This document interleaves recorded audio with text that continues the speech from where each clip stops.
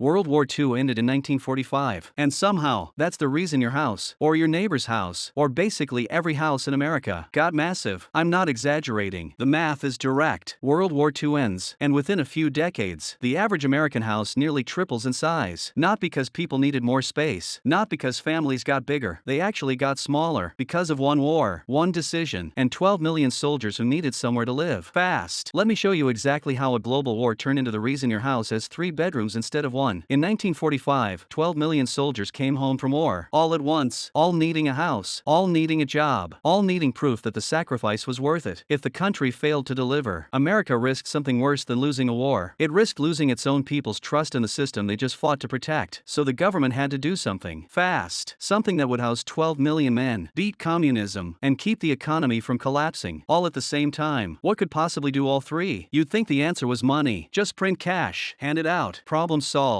That's not what happened. The government didn't give soldiers money, they gave them debt. On purpose. In 1944, before the war even ended, the government passed the GI Bill, guaranteeing home loans for returning soldiers, 0 down payment, low interest. The bank takes almost no risk, because the government backs it. Sounds like a gift. It was actually a brilliant trap. The moment a soldier signs that loan, he's not just a veteran anymore. He's a homeowner, tied to a mortgage, tied to a job to pay that mortgage, tied to the system for the next 30 years. And that's when one man saw an opportunity nobody else did. He didn't build a house, he built 17,000 of them in under 2 years. But the houses he built? Nothing like the ones Americans live in today. Meet William Levitt, a developer with a problem of his own. Millions of buyers, ready cash from the government, and nowhere near enough houses to sell them. How do you build a house fast enough to keep up with 12 million guaranteed buyers? You'd assume he built bigger, fancier homes to cash in on the demand. He did the opposite. Levitt built tiny, 750 square feet, same layout, repeated 17,000 times, like an assembly line, the same way Ford built cars, not custom one at a time, but identical.